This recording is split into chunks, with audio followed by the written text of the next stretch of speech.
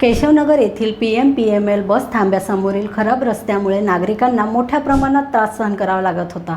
रस्त्यावर पडलेल्या खड्ड्यांमुळे अपघाताचा धोका वाढला होता। विशेषतः ज्येष्ठ नागरिक, महिला आणि विद्यार्थ्यांच्या सुरक्षिततेचा प्रश्न निर्माण झाला होता।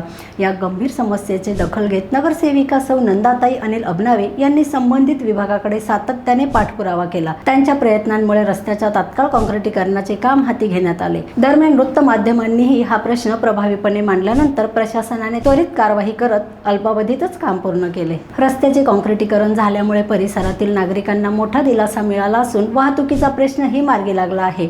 स्थानिक नागरिकांनी नंदाताई अबनावे यांच्या तत्परतेबद्दल समाधान व्यक्त केले आहे।